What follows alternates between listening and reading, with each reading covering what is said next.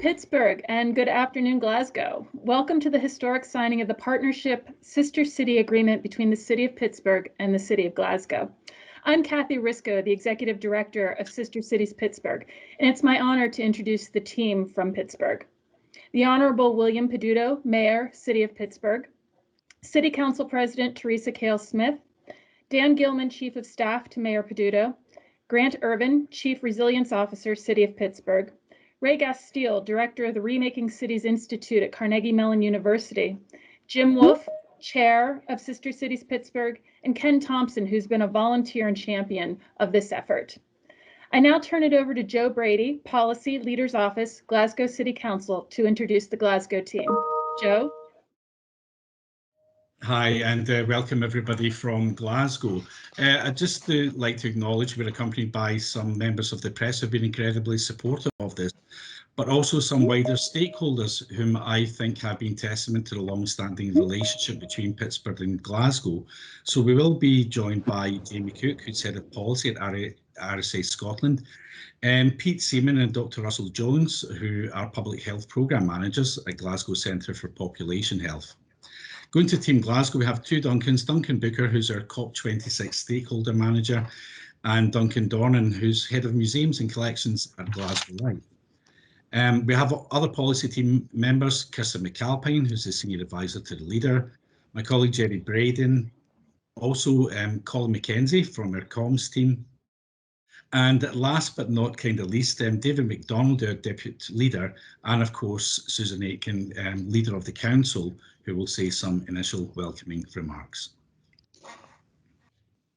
Thank you very much, Kathy and Joe. It's an absolute honour to be here today, and it's the culmination of a lot of hard work in recent months by a team of really dedicated officers, but actually of many, many years of partnership and friendship between Glasgow and Pittsburgh, two cities which have an enormous amount in common, an enormous amount of synergy, which we'll hear about in the presentation. So I won't go into just now, because we don't want to spoil what's still to come.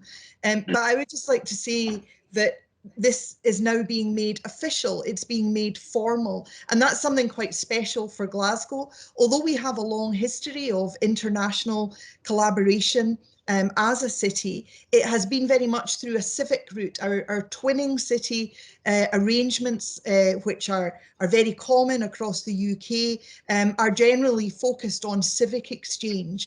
This type of partnership is something new for Glasgow. This focus on connecting, in this case, two progressive administrations who share many objectives and desired outcomes for our citizens and for the people that we serve, working together to collaborate, to share, to partner for the betterment both of the cities that we each come from, the cities that we each represent, but also because of the context of climate change, and one of the areas on which we're very keen to work together, and the context of a year to go to COP26 for the betterment of the planet as well. And I think it's an extraordinary thing that two cities like Glasgow and Pittsburgh, neither of us capitals, neither of us thought of as perhaps the leading cities in our nations, nonetheless are leading. We are putting ourselves forward, and I'm delighted to share with Mayor Peduto in doing that. Mayor Peduto is a visionary mayor, a visionary leader. He is known as such. He has been instrumental in continuing to keep a light on for the cause of international cooperation to lower global temperatures and tackle the climate emergency over the past few years in the United States. And it's wonderful to welcome Mayor Peduto and indeed to welcome the United States back to that cause. They will be instrumental, and the world would not be able to achieve what we want to achieve without the United States partnering with us. The timing of today is also very fortuitous, and it's an honour for me to be able to say that as leader of Glasgow City Council, I am formally leading Glasgow into a partnership that has long existed, but we are now making official a partnership with a city as progressive, forward-looking, and internationalist as Pittsburgh. All of those are qualities which we like to think that we share ourselves in Glasgow. So I will leave it at that, and I look forward to hearing the rest of what everyone has to say today. And I will just say welcome and thank you to our colleagues in Pittsburgh. Leader Aiken, thank you so very much. And it's great to be, at least virtually, with you today. As you stated, and hopefully as you watched, Pennsylvania delivered, and Western Pennsylvania delivered last week, and we are back. We apologize for being away for a little bit, but the United States is back and working with the world and working with our allies once again to address change. We look forward to next year on this date when we can gather in person in Glasgow to celebrate as a world our ability to be able to lessen our carbon footprint, our ability to be able to utilize innovation and basically the history of our great cities, the ability to make things, and to be able to once again look as one planet on how we're going to take care of our home. I would like to thank your leadership team for working so closely with us over the past several years. We've been able to learn from each other, from our ups and our downs. We've been able to understand the shared histories that we have, but more importantly, we've been able to cultivate an idea of where our future can take us. And we understand that there is so much that we can learn from our friends in Glasgow. I want to thank City Council President Teresa Kale-Smith, who joins us today, and the partnership that we have within city government on making things like this possible. Pittsburgh and Glasgow are two cities with striking similarities and shared histories. Scotland and Pittsburgh are deeply intertwined. From our early founding by Europeans, names like General Forbes, a Scot who gave Pittsburgh its name, to the founders of the University of Pittsburgh, Henry Breckinridge, to a shared history with industrialist Andrew Carnegie. We've found a way to always be connected. We have a shared ethos of grit and social justice, and shared challenges like deindustrialization and health and equality. But we also have recognized in recent years that we have a shared future and a desire that our future isn't more to our shortcomings of our past, but that they provide us lessons to make a better world. Pittsburgh is known as the city of bridges and is proud to build a transatlantic bridge with our friends in Glasgow. One of the major items that is in front and center of our minds right now is the issue of climate injustice and the need to develop a just transition from our fossil fuel history. We've seen the scars of being left behind when the economy turns and not being prepared, or when we can rightly acknowledge that tectonic plates are shifting underneath, having left us in deep chasms of despair. As we pivot toward the future, it is so fundamental that it is cities like Pittsburgh and Glasgow that are taking the global leadership on the issues of climate and social justice. And even more important, that we work together in solidarity to share our knowledge with each other and the world. We look forward to joining you at COP26 in 2021 and beyond as we formalize this meaningful and lasting friendship. Thank you, Leader Aiken. David, you want to take it from there?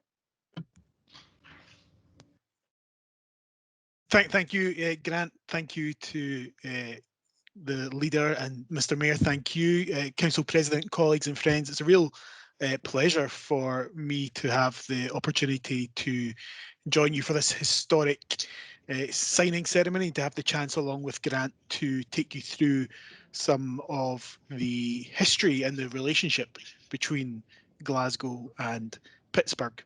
I think the Mayor has already touched on our ancient links as cities between Scotland and Pittsburgh, and I'd like to pick up the story 1960s.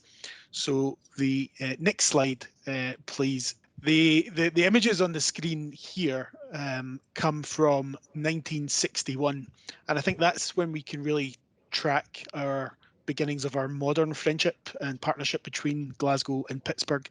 Now, 1961 was the year that John F. Kennedy was inaugurated as president. It was when the US was leading the world out of a post-World War II era and into a new age of ambition and aspiration. And while President Kennedy set his sights on the moon, city politicians in Glasgow set their sights on Pittsburgh.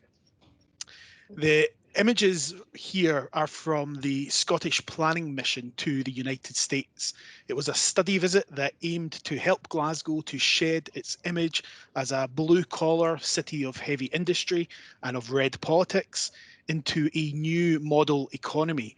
And it took inspiration from the Mellon Bank's Allegheny Conference.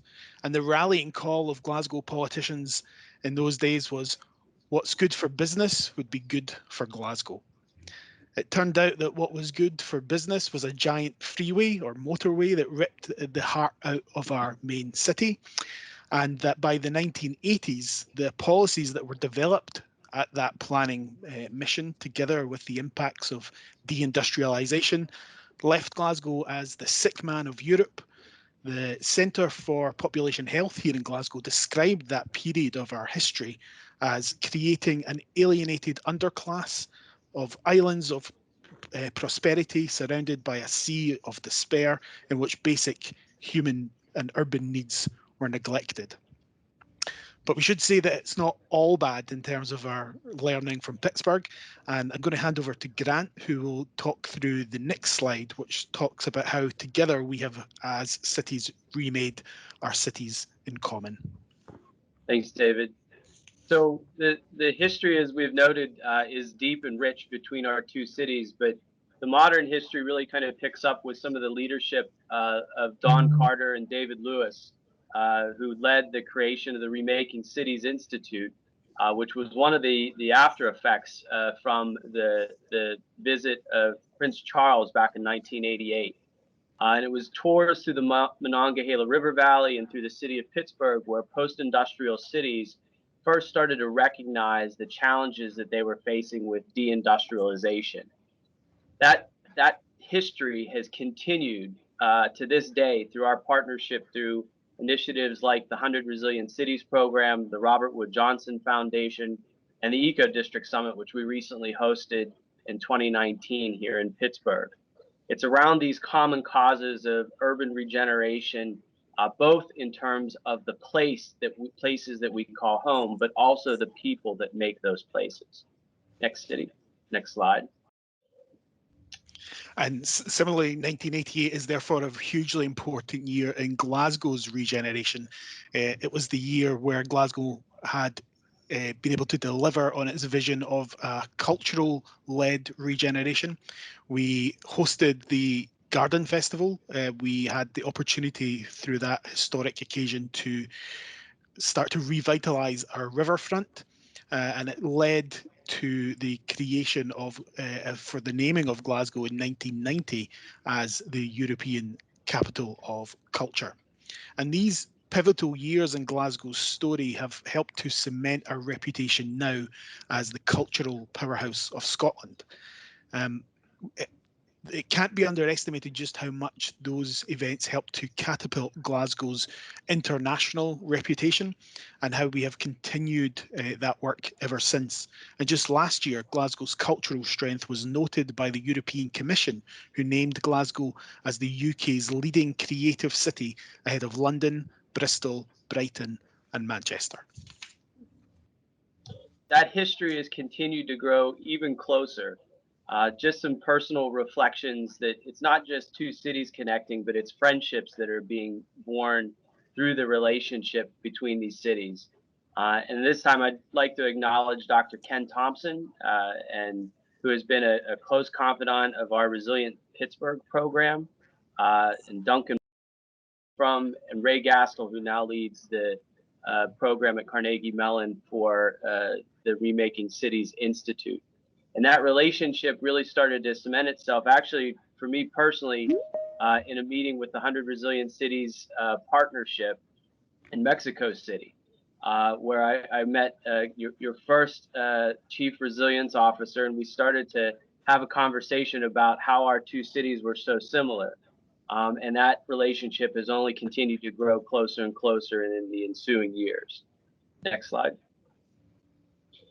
So that partnership has grown in terms of some of the principles that you see on the screen here, in terms of equity, climate, health, work, and empowerment. Several years ago, several folks who are on the call here were partners to the creation of the Glasgow-Pittsburgh Partnership Grant through the Robert Wood Foundation. And it was that effort that basically led 3 exchanges between the two cities to allow us to get on the ground and to meet one another and to share our experiences in the issues of placemaking, health, and work. And it's that formation that has really started to catapult, I think, our work today in terms of some of the policy development, the idea generation, as well as the activation on the ground of the work that we're now leading in terms of climate and social policy. Next slide. So I think both Glasgow and Pittsburgh are known as cities with people at their heart, and we hope that this partnership really helps to continue to deliver our overarching aims of being very inclusive in our approach to our citizens, no matter where they come from. In May 2018, the Oxford University-led Inclusive Cities project visited Pittsburgh on a field trip, and the council leader, Councillor Aitken, was part of that delegation, and she had the opportunity to meet with Dan Gilman and to learn more about the Welcoming Pittsburgh initiative. And I think it was clear from that visit that both Glasgow and Pittsburgh are open, welcoming, and internationalist by nature, that as cities that we have the ability to ensure that all human needs are being respected and protected. Recently, Glasgow highlighted the work of Pittsburgh in our full council during a motion on Black Lives Matter. We understand that Pittsburgh have declared racism as a public health matter in your city, and we look forward to working with you in how we can respond together to tackling local and global issues of race justice. Next slide. Just some graphic images of how our cities have transformed, both physically as well as kind of within the people within them. The dynamic nature of our cities is really one of the calling cards of both cities and our resilience, both shared and apart. One of the things that we have started to formulate is a series of partnership themes and principles that we are integrated with. Those issues around social inclusion, health, the environment, and the future of work are all the calling cards of the city of Pittsburgh and the city of Glasgow in our work together. Next, please. And I think similarly for Glasgow, the story of urban regeneration also goes hand in hand with the story of our social regeneration as our city and tackling our long-standing inequalities of health and poverty and improving the lives of our citizens. And we see the opportunities through our city partnership to advance a number of important areas.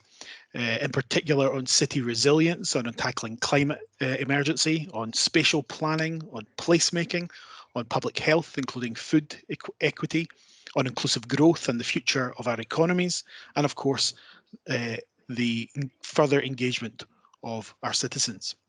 We also want to utilise our city partnerships to involve other stakeholders across Glasgow. That could be the Glasgow Caledonian University's Centre for Climate Justice, the Frick Environmental Centre, the Green Building Alliance, and many of the other important global institutions who have a home in our cities. Next slide, please. So in terms of our global leadership roles, Glasgow is recognised already as a global leader in the circular economy, including by the renowned economist Kate Raworth, the author of The Donut Economics. And Pittsburgh is beginning its journey, and the opportunities in this respect for collaboration, I think, are obvious.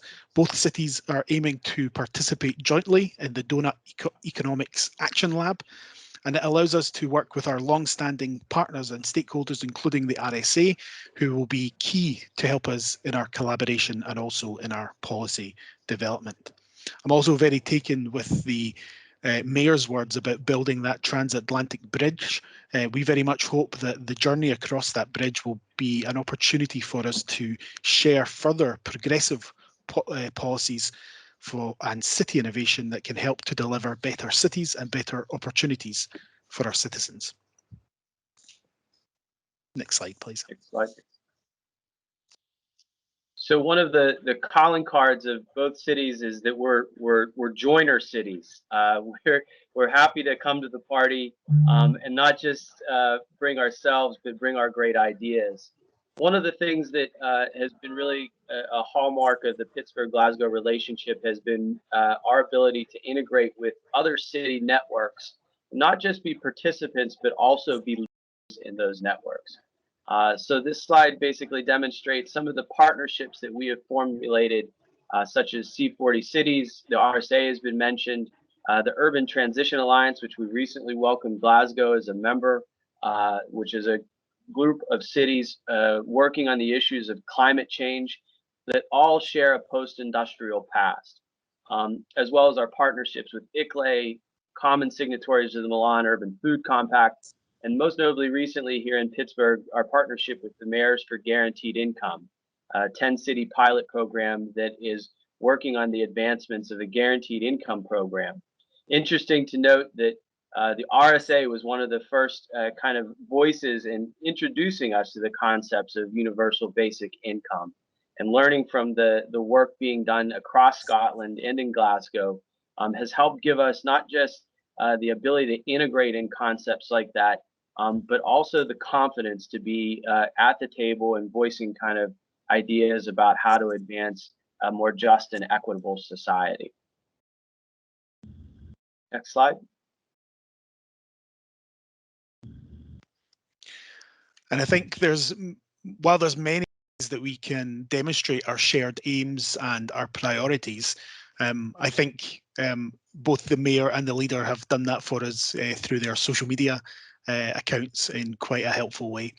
Mayor, we hope you don't mind us sharing yet again your tweet that I think has made you famous here in Glasgow, and I'm sure across the globe. And I think it's important that we don't underestimate the power of that tweet, because it had a crucial role in ensuring that citizens around the world knew that the United States would continue to meet their requirements under the Paris climate change. And we are incredibly grateful for your leadership on behalf of the citizens of Pittsburgh and your support for the We're Still In coalition against the US's withdrawal from the Paris climate change agreement.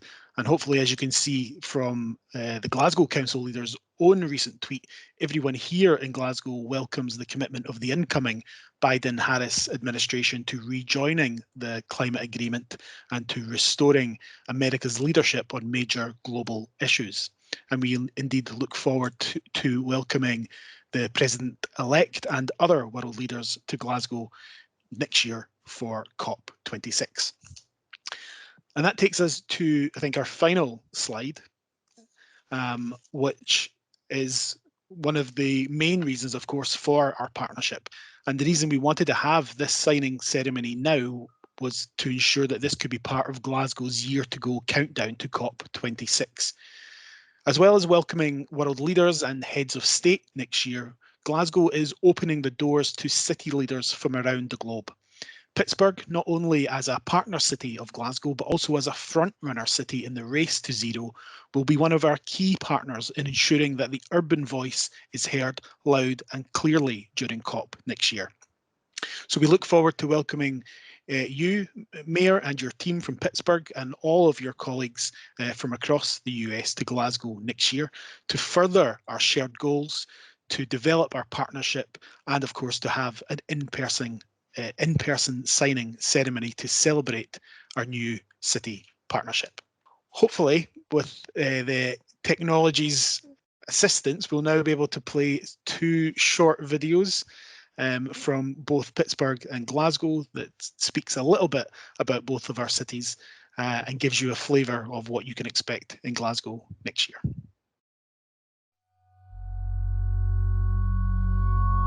Pittsburgh is a city that will surprise you. When you come here, you'll expect to find rusted mills falling into a dirty river. And as you come through the Fort Pitt Tunnel, coming down a highway where nothing around you is anything but trees, and then all of a sudden it opens up into this beautiful downtown area where the rivers are running and a fountain is going. In the background of anywhere you look is a tapestry of green, of trees. And there are bridges between neighborhoods here. That's an important concept. Can you build enough bridges? Can you keep it all together? And it's a living metaphor. There's really an infusion of ideas and a belief. Now we're no longer back on our heels. There's really a strong belief that we can continue to build from a position of strength. Over time, the focus on eds and meds and high knowledge really has taken off. It has more than a foothold in the digital economy, in robotics, in finance, in medicine. I think this aspect of super high-tech Pittsburgh has been bubbling away for about 50 years. This is really Pittsburgh's time. This is a small American city, but we have one of the country's leading symphony orchestras, ballet, theater, terrific restaurants, lots of bicycle lanes. This is a city that captures the sophistication of the East Coast and retains the civility of the Middle West. To so many people that have the low expectation, to be taken away by what they end up seeing is something that is unique.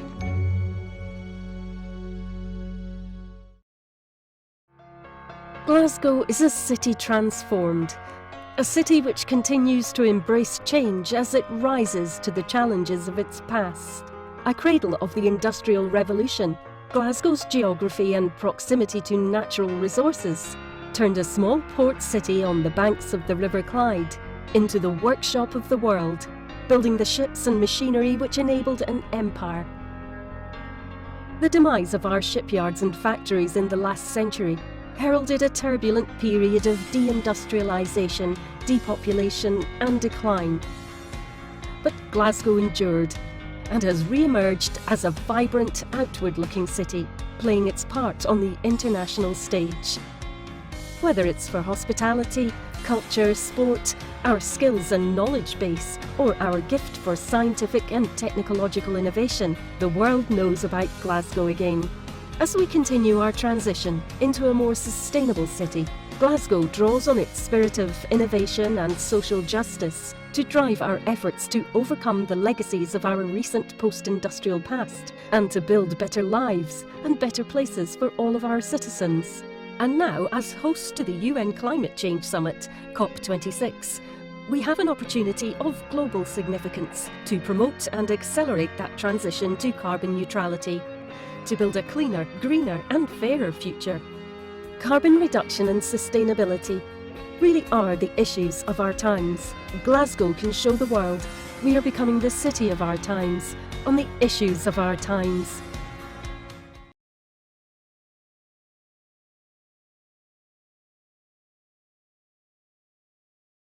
Hello everyone, it's Duncan Booker from Glasgow City Council here, and I think it's my turn in the agenda.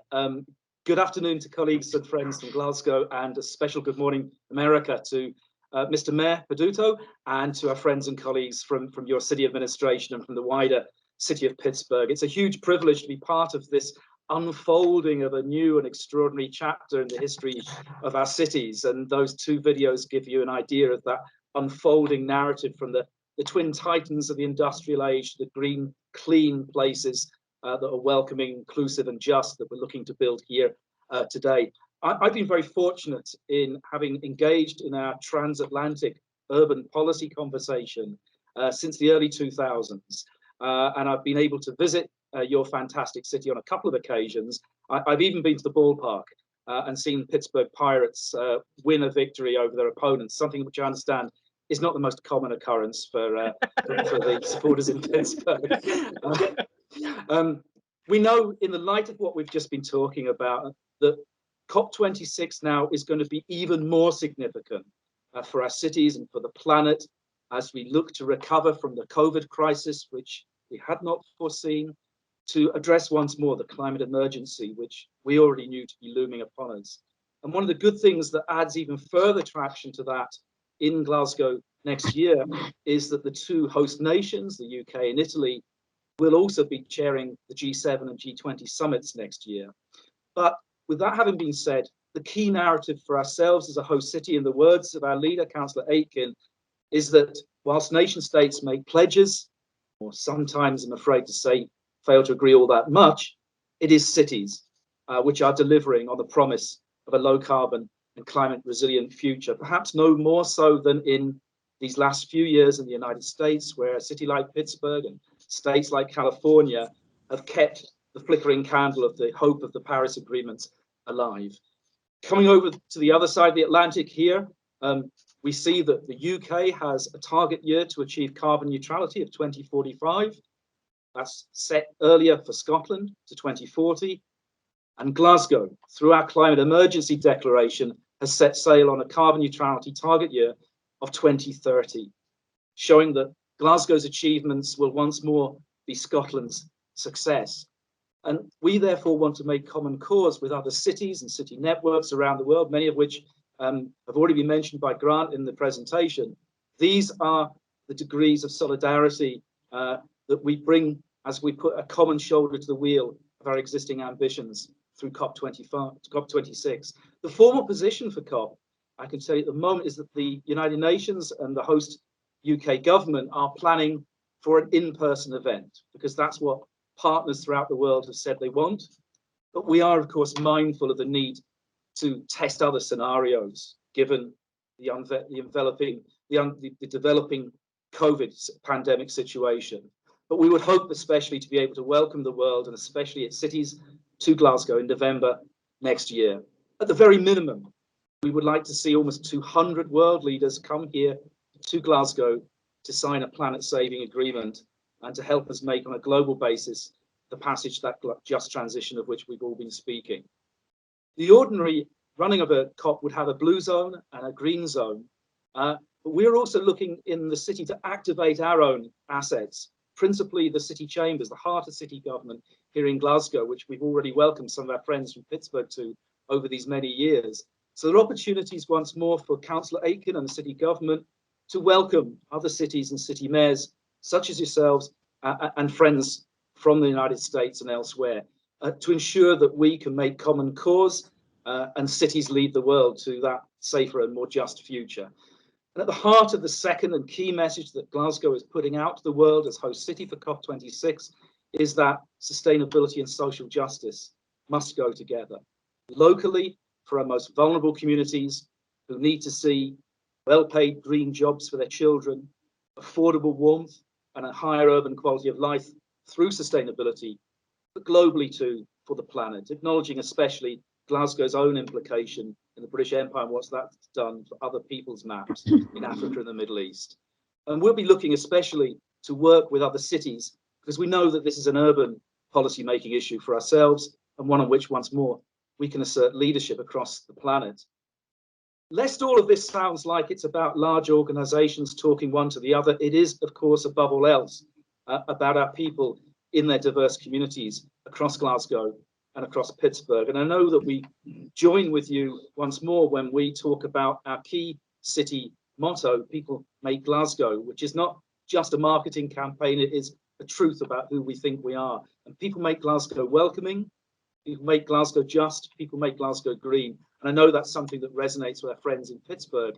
And in many ways, as I say to everyone, if the spotlight of the world would be upon Glasgow in COP26, So much more so will the gaze of Glaswegians be upon their city. We know that we need to deliver a city in Glasgow and in Pittsburgh that offers a just future as well as a sustainable one, and gives also, I think, a sense of welcome to the world, the thing that Glasgow does best. One final point I would just make to you, Mr. Mayor, and to everyone from Pittsburgh is that sense of place. Many COPs take place in a somewhat anonymous environment. Paris COP in 5 years ago was held at the edge of the city in a secure zone, an industrial area. No one really had a Parisian sense of place. When you come to Glasgow, you will be coming almost to the centre of the city, and you'll get a real feel for the place and for the welcome that we can offer you. And in many ways, therefore, when COP26 comes here, it will come to a place called Glasgow in a nation called Scotland, and we'll be looking to put a kilt on the COP. And it's that kind of welcome and that level of humour that we know we always bring each to another as we cross the Atlantic in our friendship. Thank you for listening. Two totally off-scripted remarks I have to make is, one, Duncan has the most terrific tour of Glasgow City Council, so I'm looking forward to that. And two, I will have my kilt pressed and ready to go for next year, so I'm quite ready for that. So one of the things that we wanted to dive into is just a little quick discussion about the work plan.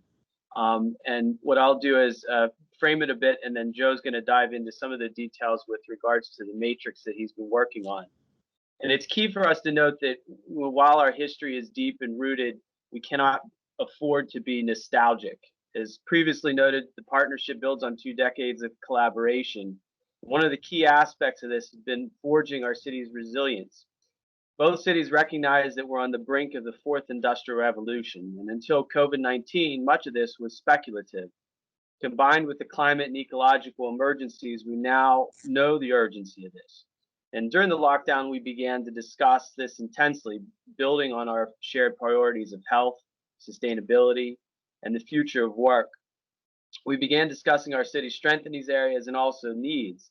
The strategic approach was taken exploring this across thematic areas of our discrete strategic plans and priorities. And these include inequality, inclusive economy and innovation, green and sustainability, mobility, food, culture, public goods and services, as Duncan mentioned, affordable warmth and heat, health and well-being, and citizen engagement, and particularly that of our youth. So with that, I'd like to turn over to Joe Brady, who has been absolutely terrific in keeping us on task and has made me a good friend of a Gantt chart.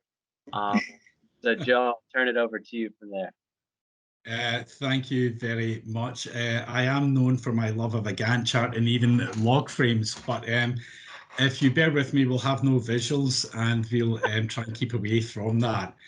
As Grant was saying, I think synergy was identified across a lot of themes and also a good number of opportunities. We used a matrix analysis and we adopted a deep dive approach into these high-level themes that Grant has mentioned. And that resulted in identification of gap areas where collaboration could assist each city, but also, as I've said, opportunities and ones that actually heightened our shared competitive advantage. Broadly speaking, the collaboration will be built on policy transfer, programs of work relating to these, and discrete projects that practically implement these goals that we share. And also how we can use procurement for the betterment of our cities, which is why, and I apologise for not introducing earlier, we've been joined by Councillor Rory Kelly, who leads on this area and is especially interested in how Mayor Peduto has used that for the city advantage. We have agreed that we need to form a common language, and the one that we have hit upon is the Sustainable Development Goals. It's about time that cities do translate these into action and into reality and measure themselves against it. So we have identified goals and impact. We've committed to meeting regularly as we go forward, and we aim to demonstrate when we meet at COP26 next year the progress that has been made. Built on our experience of incubating new technologies and innovation generally, we're in a prime position to inform a just transition to a carbon-free economy. So, for example, as highlighted, taking forward a circular economy, or via collaboration on green building, etc. with the FRIC and other partners. Underpinning this is the commitment to ensuring that our people and communities benefit from a just, clean transition. And we know that people make Glasgow, and people do indeed make Pittsburgh. And it's these shared values of people, place, planet, and performance that will underpin this partnership going forward. So thank you very much. It is now my honor to read part of the agreement that will be signed today. The cities of Glasgow and Pittsburgh, wishing to develop friendship and cooperation between their cities and their citizens, being aware of the benefits that cooperation may bring in terms of shared quality of life of their citizens, being determined to use all aspects of their cooperation to promote development in both cities, recognize that we live in an era where international collaboration is vital. Successful city collaboration is based on the development of a wide range of exchanges covering activities such as culture, municipal services, business, the economy, education, university exchanges, health, the environment, sport, technology, and heritage. Agree to endeavor to develop exchanges and cooperation by signing this partnership agreement. Therefore, by Mayor Peduto and Leader Aiken, affixing their signatures on behalf of their respective communities, they declare Pittsburgh, Pennsylvania, United States of America, and Glasgow, Scotland, United Kingdom, partner cities on this, the 12th of November, 2020. And now I invite closing remarks from Mayor Peduto and then Leader Aiken. Thank you, Kathy. And as I sign this document today, I look forward to being in Glasgow next November. The work that we're doing today, as has been stated earlier, is just a continuation of over 2 centuries of work between our cities.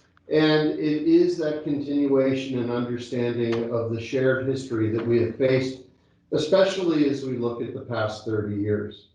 Deindustrialization knocked both of our cities to their knees, but we brushed ourselves off and we were able to stand back once again. We recognize and we appreciate our shared history and our shared past, but we understand that our future may be very different. I look forward to the continued relationship and the continued relationship building between Pittsburgh and Glasgow. And to Leader Aiken and to the leaders of Glasgow, Pittsburgh looks forward to decades and centuries more of our friendship.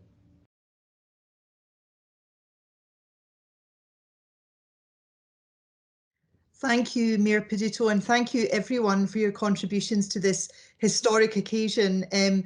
Although it does bear the weight of history, it's had a nice informality about it, perhaps partly because of our virtual setting, but the warmth of the connection between Glasgow and Pittsburgh has come through incredibly strongly.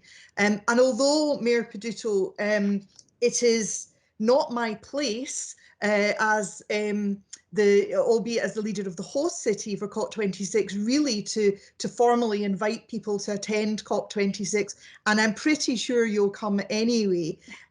Nonetheless, I would love to formally invite you in a city-to-city conversation to join us in Glasgow next November. I think that Glasgow and Pittsburgh standing side by side, as we use our shared experience, knowledge and expertise, our influence to bear on national governments to deliver not just climate action but climate justice will be something very powerful, I believe. I think the partnership that we've brought together and the focus on those progressive social policies that Glasgow and Pittsburgh share, in which David and Grant and Joe have outlined, whether that be around decarbonisation, universal basic income, the circular economy, the welcoming and integration of migrants and refugees. There's a real practical focus on delivering real outcomes and benefits for our citizens from this partnership, reducing inequality, building an inclusive economy, a more sustainable economy, better places, better lives and life chances for all of our citizens. And this is about work and it is about delivery. We are practical cities. But it's about much, much more than just pragmatism, I believe. And the story that Glasgow and Pittsburgh shares, that journey from high carbon industry to the decline of that industry to low carbon innovation in the present day. On that journey, each of us as cities have demonstrated resilience, we've demonstrated grit, determination, and ability to rebuild from adversity. And at the heart of rebuilding from adversity, drive those policies that are prioritise social justice and reducing inequality, and have those at the heart of what we do. And there's a lesson for the whole world in that. These are qualities, these are experiences that all of the world now needs to learn from. All of the world now needs to adapt and follow in the examples that and the spirit in which Glasgow and Pittsburgh have had to do for many decades. Because all of the world is emerging from global challenges, the twin global challenges of the COVID pandemic and the climate emergency, and all of the world has to work together to face that. So the way that we have behaved as cities, the spirit that we have brought, should now be the norm. That's something that should be adopted across the world. Social justice in the face of adversity, that should be the watchword and the motto. We in Glasgow have been inspired by Pittsburgh on many aspects, and for myself, as a lifelong lover of the United States, someone who was brought up listening to the music of Woody Guthrie and Pete Seeger, who to this day, I have to say, my favourite film star of all time remains that great son of Pittsburgh, Gene Kelly. I still look to across the Atlantic often for literature, for music, for film, for art. That isn't always easy. It's been particularly not easy, perhaps, in the past 4 years.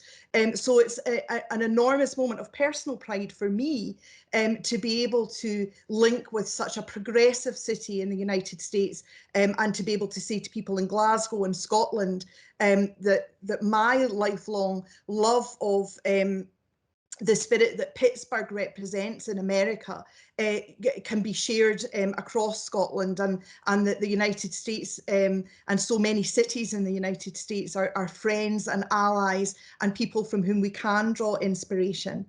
And I hope, and I think Grant and Mayor Peduto have told us, and it's very nice to hear that Pittsburgh has been able to draw some inspiration from Glasgow as well.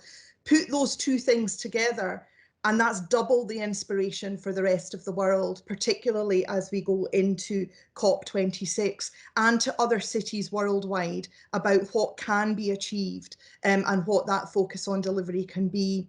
So it's a very exciting time. It's an honour. The last thing I'm going to say is to give particular thanks, because he's too modest to do it, to my colleague, Councillor David MacDonald, my depute and my friend and my partner in crime for many years now. It has really been David's vision that has driven this partnership, this his political vision, rather than mine, that has got us to this point today. So I'm very grateful to him. He won't say it himself, so I'll be the one to say it. He's been instrumental and incredibly important in this journey. The journey has brought us here to formally sign our agreement, but it is just the beginning of the next phase of this friendship and partnership between our two great cities. Thank you very much, everyone, for having got us this far, and I look forward to the next chapter.